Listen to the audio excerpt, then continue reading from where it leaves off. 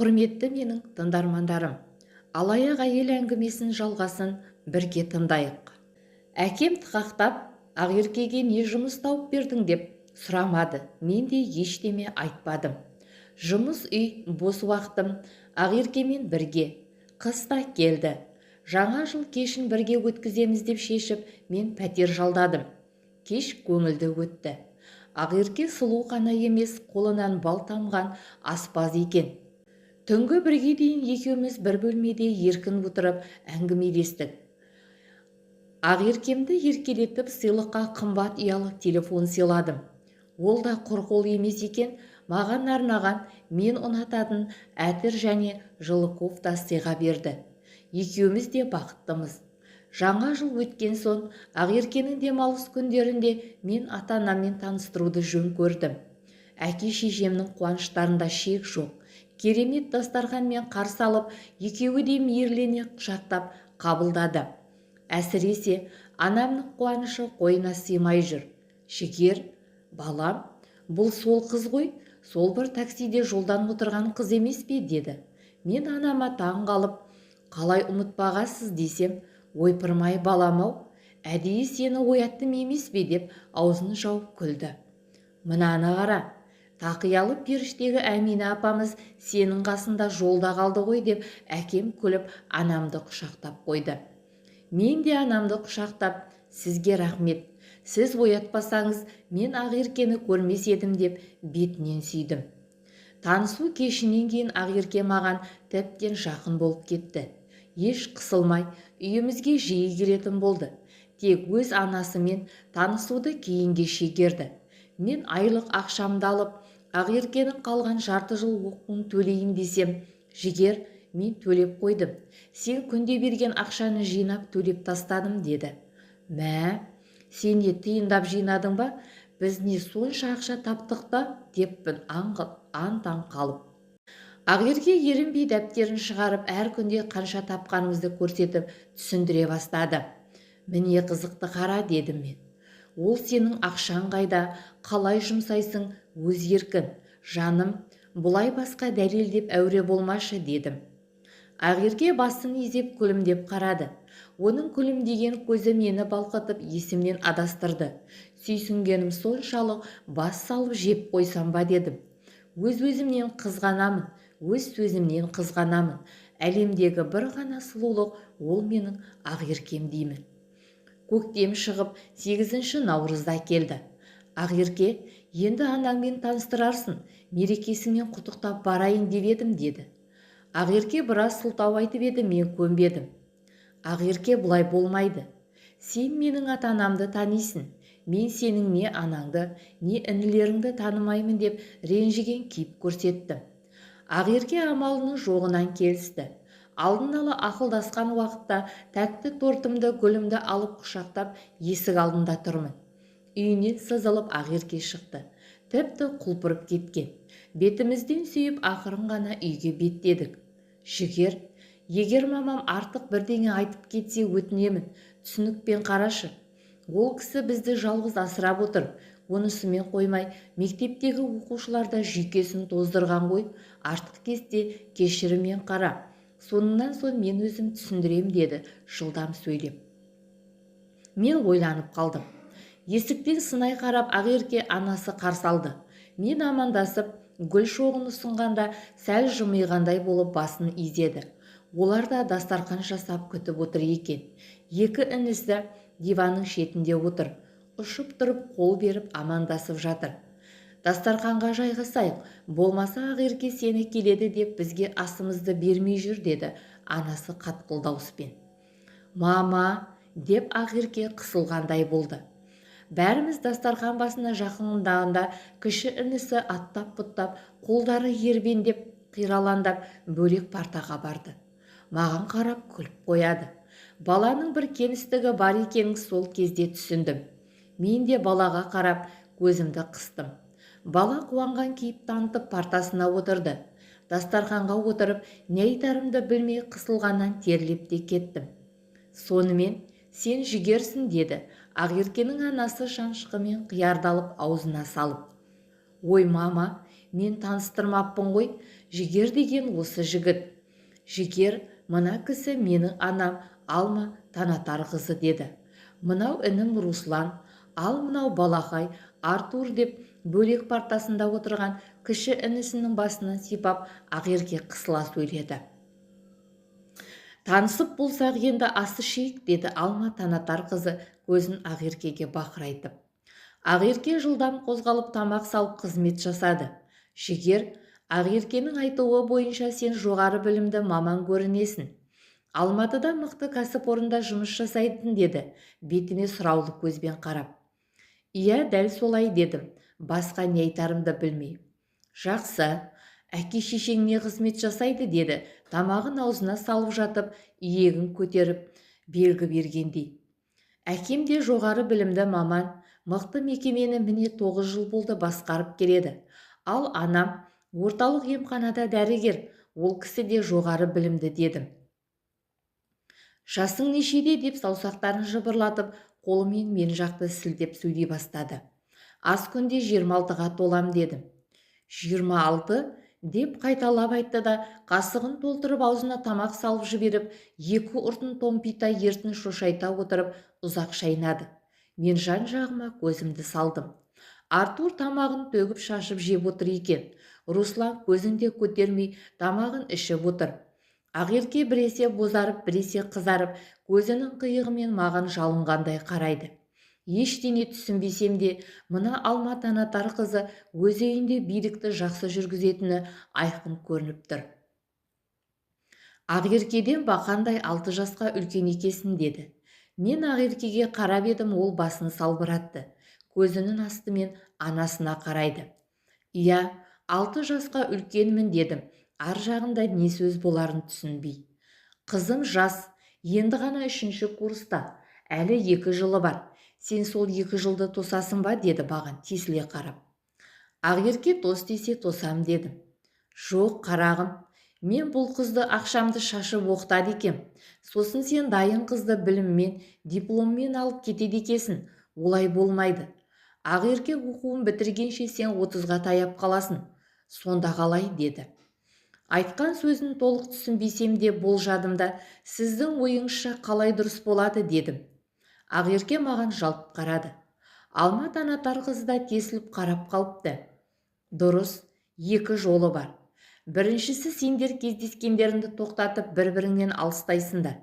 Ақерке сабағын оқиды, жақсы маман болады, жұмысқа кіріп мына бізге қамқор болып асықпай 26-27-ге келгенде тұрмысқа шығады, деді, қабағын түйіп.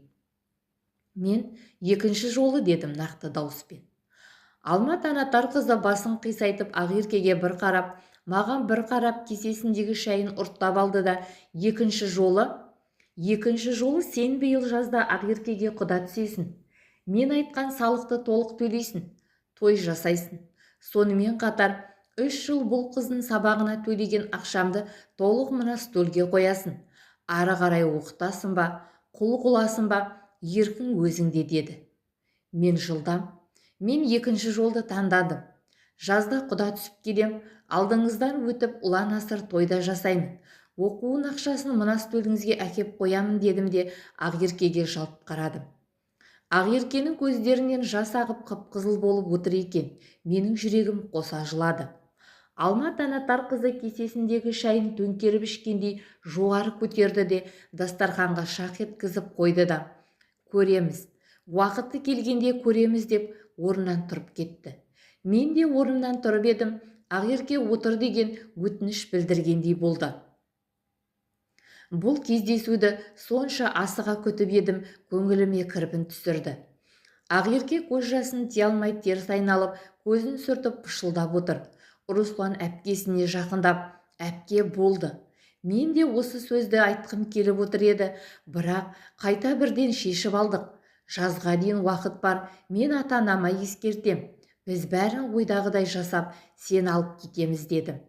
Руслан маған біртүрлі көзбен қарады да, анам бізді жалғыз бағып қағып отыр.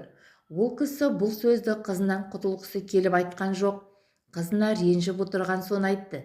Сіз ересек адамсыз, соны да түсінбейсіз бе, дегенде жерге кірердей болдым. Руслан қара торы келген әдемі бала екен. Ақеркеге келетіндей болғанымен астыңғы жағының altына шығып аузын дөмпитіп көрсетіп тұрғаны анасына келеді. Алма танатар қызының ашық бет әлпеті, көздері Ақеркеге ұқсағанымен сол алдыға шығып томпиып тұрған жақ сүйегі мен көтеріңкі ерні бұзып тұрғандай көрінді. Бұл отбасы не өзі астарлап сөйлемейді, не болып отыр өзі деп басым қатты. Ақерке інісінің қолын сипалап тынышталдырды да өзімен өзі мәз болып отырған Артурға сусын ұрттатты. Інісінің бес-аузын сүртіп қолдарын жуды. Руслан қасына барып Артурды ақырын орнынан тұрғызды. Ақерке парта үстін жинастырып, партаның жан-жағын толық сүртіп тазалады. Мен ойға батып кеттім. Дәл мына көрініс жүрегіме батқандай болды. Бірақ Алма танатар қызын айтқандарын шешім деп қабылдадым. Столдың үстін үнсіз жинастырып, ыдыстарын жуып Ақерке жүр. Диванға інісін отырғызды да Руслан сыртқа шығып кетті. Арғы бөлмеде столдың үстіндегі қағаздарды сапырып, көзілдірік таққан Алма танатар қызы отыр. Сірә жұмысын жасап отыр. Артур маған күле қарап қолын бұлғағандай. Мен сәл ойланып, сосын қасына бардым. Мен түсінбей жақындап келіп қарап тұрып едім. Артурчик, сен не ағамен сөйлескің келе ме деді қасына отырып Ақерке. Маған қарап, сенімен сөйлескісі келеді екен, сәл мұқият болсаң түсінесің деп орындыққа келіп жақынырақ қойып отыруымды өтінді. Артур арқасымен диванға сүйеніп отырғанымен селкілдеп қисайып кетті. Ақерке жастықтарды сәл жөндеп еді, Артур итеріп тастады. Мен Артур деді. Мен тез ұқтым да жігер деп қолымды бердім. Ол басын селкілдетіп, «Я» дегендей болды. Біздің Артур кітап оқиды, кітапты жақсы көреді деді Ақерке.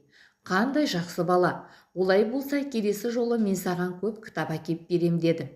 Артур қолын шапалақтағандай болды. Ол енді сенен кітап күтетін болды ғой деді Ақерке мұнды дауыспен. Мен Артурға қарап, қандай кітап әкеп берейін, сен не оққанды ұнатасың дедім. Ол ойланғандай болды да, тілдері күрмеліп, зорға сөйледі. Ал Ақерке тарих, Рим тарихы деп інісінің айтқанын түсіндірді.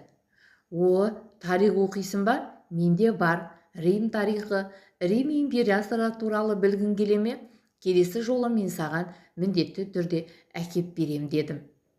Артур өрте келбетті, кірпіктері ұзын, қалың қара қасты, домалақ бетті аққұба бала. Далаға көп шықпағаннан ба қан сөлі жоқ, аппақ.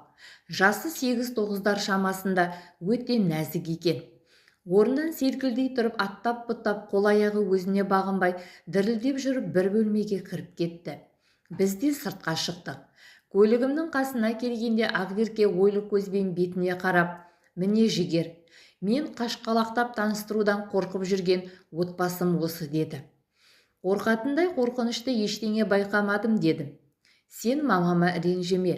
Ол кісі маған, жігітті қоя тұр, оқуыңды оқы, жұмысқа тұр, сосын жігіт табылады деп құлағыма құйып жүрген болатын. Мен сенімен таныстырам дегеннен өз ойымен арпалысып кетті.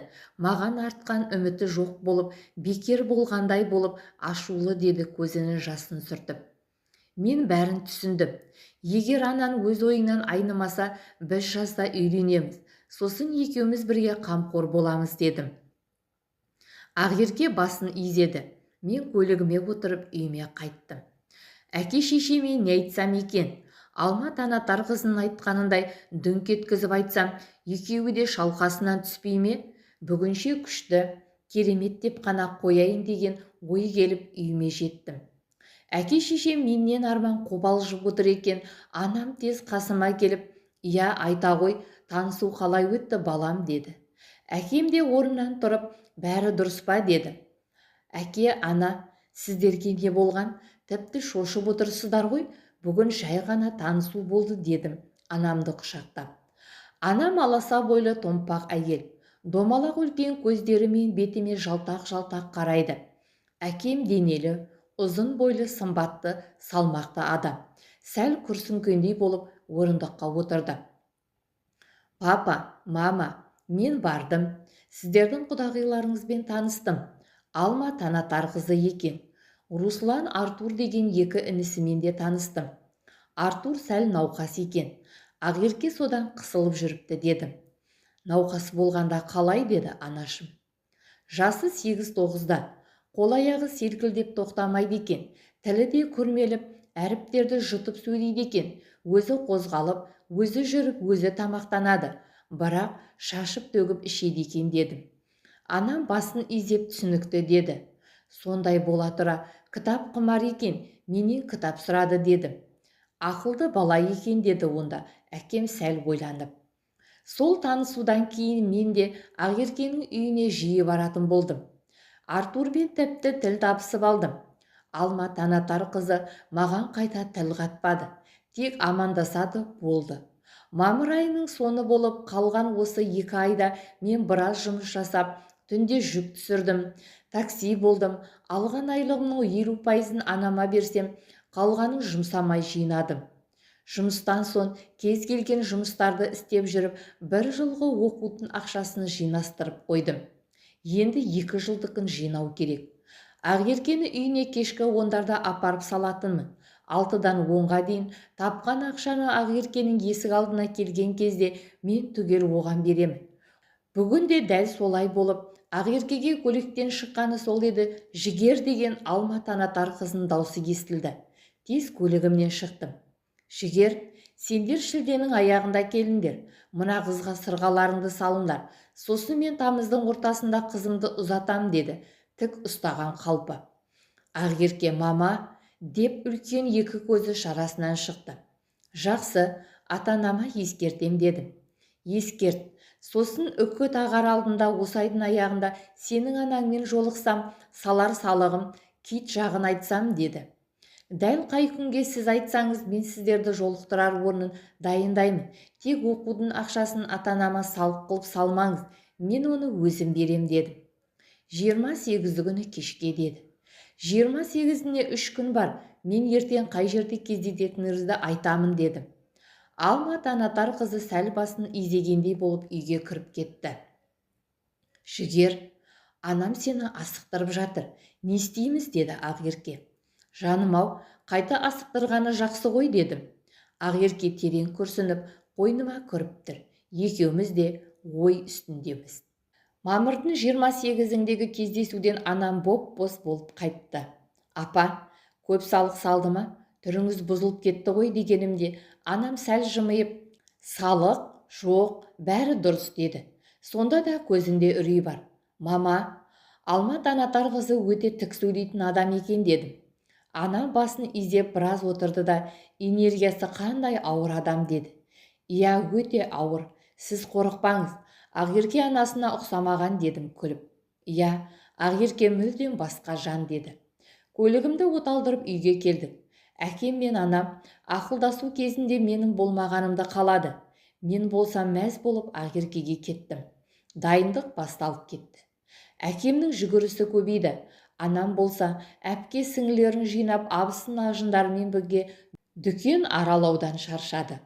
Толтырып бірдеңелер әкеледі де жүреді.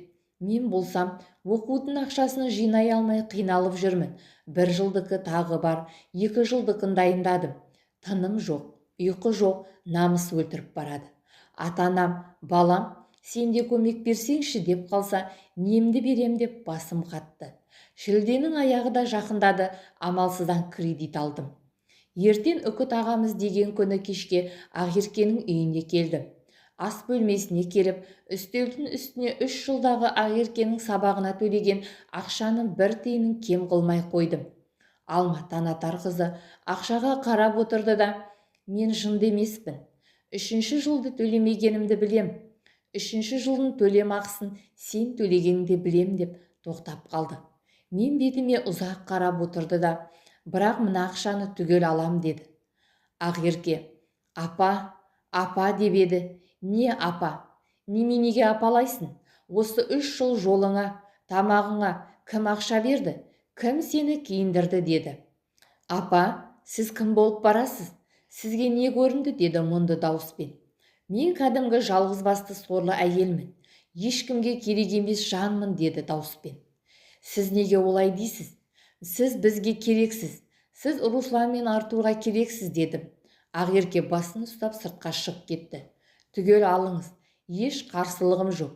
Мен де сіздің бір балаңыз болам. Соны ұмытпаңыз дедім де тез шығып кеттім. Құдалық болды, үкі тағылды. Ақеркенің анасының, әкесінің бауырлары түгел болды. Бәрі риза. Тамыздың 16-сында ұзату болады деп қоштасып қайттық. Менен бақытты жан жоқ. Әке шешем маған, балам, 16-сы келінді түсірсек, арасына бір апта өткізіп үлкен той жасайық деді. Мен қипақтап, жиған ақшам жоқ болған соң, неге тез? Асықпай күзде жасамадық па? Шамамыз жетпейтін шығар дедім. Сен уайымдама, біз өзіміз көтеріп аламыз. Баласына той жасау ата-ананың борышы емес пе деді әкем. Әке шешеме қатты риза болдым. Сенің ақшаң қайда? Сен жұмыс істеп жүрсің ғой, неге бермейсің деген жоқ. Айлығым мен кредитімді төлеп, қарыздарымды таратып, аз-маз ақшаны той күні қалтамда болсын деп қалдырып қойдым. Қалыңдыққа көйлек сақина алу керек, оған ақша жоқ. Тағы басым қатып, бір уақыт қалды. Ата-анамнан сұрау үшін ұят. Ақеркені үйіне жеткізіп салып ойланып кетіппін. Жігер деді бір кезде Ақерке. Иә, айта бер. Жігер, мынау біз жинаған ақша. Ертең екеуміз бірге барып сақина көйлек алайықшы деді. Қолында конверт мықтап қысып ұстап тұр. Жаным-ау, сен ол ақшаны неге өзіңе жұмсамадың дедім. Міне, енді жұмсаймын деді. Ақеркеме қарап отырып ішіме бір жылу кіргендей болды. Бұл ақшаға келе ме? Көйлекке сақинаға жете ме дедім. Жетеді, бағасына лайығын аламын деді. Қандай бағада болса да саған ұнағанын аламыз дедім. Үйге қайтып келе жатып ақша береді-ау деген достарыма хабарластым. Олар көмектерін аяп қалмады. Той өтті. Ақеркем ақ орамал салып ақ босағаны аттады. Менің төбем көкке екі елі жетпей қалды. Күз де басталып, Ақерке сабағына бару керек болды. Тағы бас қатты. Жарты жылдың ақысын құюым керек. Менің айлығым кредитпен жолдан артылмай тұр. Деканға барып жолығып, бір айдың ақысын төлеп, Ақеркені сабағына жібердім. Күннен күнге Ақеркем өзгере бастады. Сабақтан алып қайтқанда алдымен өз үйіне барайықшы деп өтінетін болды. Артур сағынып қалған шығар, анам жалғыз қиналып жүр ғой, отын керек шығар, әлі көмірде алмапты дейтінді шығарды. Үйіне барған соң ас әзірлеп, жуынып, шайынып жүріп алатын болды. Мен ұсақ-түйек нәрселерді істеп беріп, Артур Русланмен әңгімелесіп отыратын болдым. Ай өте мен Ақеркемді танымауға айналдым. Сабағы бітісімен мені тоспай үйіне барып алатынды шығарды. Артынан барсам, мамам ауырып қалыпты, Артурдың талмасы ұстапты, үйге от жағылмапты деген әңгімесі бітпеді. Ол аздай, мен бүгін мамамдікіне қонайыншы. Мамамның қысымы көтерілді десе, келесі жолы Артур көнбей жүр екен, мен қасында болуым керек дейтінді шығарды. Үйге келген күнде біресе басым ауырып тұр, біресе ішім ауырып тұр деп бітпейтін сылтаулары таусылмады. Қыс та келді. Мен әйтеуір ай сайын Ақеркенің сабағын жапқаныма мәзбін. Әке шешем Ақеркені бастан аяқ жарқыратып киіндіріп қойды. Не ішем, не жеймін демейді. Қызым жесін, қызыма алдым деп бәр дәмдіні соған ұсынады. Ал Ақерке өзгергені өзгере берді. Көп өтірік айтатынды шығарды. Сен түсінбейсің, менің анам жалғыз, оған қоса мүгедек інім бар деп айтатынды да шығарды. Ал Ақеркеге қарап сөйлесең, ол көзінен өзі жылап қалатын болды. Ақеркеге тиіспей еркіне қоя бердім. Ол тіптен құтырды. Енді оның қайда жүргенін білмейтін болдым. Қоңырауға жауап бермейді, айтатыны сылтау, өтірік.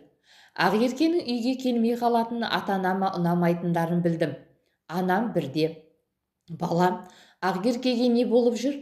Неге анасыныкіне барып жиілеп кетті? Неге сол үйге көп қонатын болды деді. Мен де анама құрастырған қырық өтірігімді айттым. Ақеркемен дұрыстап сөйлесу керек деп үйіне барсам, анасы мен Ақерке жоқ. Руслан қарыз алып ештеме білмейтінін айтты. Көктем сәуір айы болатын. Қоңырау шалсам көтермейді. Неше мәрте шалып жалықтым. Түн жарым болды, жоқ. Не анасы, не өзі тұтқаны көтермейді. Ашу ызадан жарылардаймын. Полиция, емханаларға да қоңырау салдым. Жоқ. Руслан екеуміздің бармаған жеріміз қалмады. Таң ата үйге келдік, отырмын. Не істерімді білмеймін. Олар әрдайым осылай үйге қонбай жүре ме дедім Русланға қарап. Ол зәресі ұшып үйде болады. Мен қайдан білейін, мен ұйықтап жатам ғой деді. Сағат 10:30 болғанда есік алдына көлік келіп тоқтады. Мен жүгіріп шықтым. Артқы есікті ашып алдымен енем шықты да еңкейіп Ақеркенің шығуын күтіп тұрды. Ақерке аппақ қағаздай болып, ішін ұстап қан сөлден жұрдай еңкейіп шықты. Алматы анатарымны, сіздер қайда болдыңыздар дедім қастарына жетіп келіп. Ақерке, саған не болды дедім түрінен шошып. Ақерке ештеңе айтпай ауырсынған күйі қолын берді. Мен ан-танмын. Үйге жетектеп келіп жатым бөлмеге кіргізіп жатқыздым.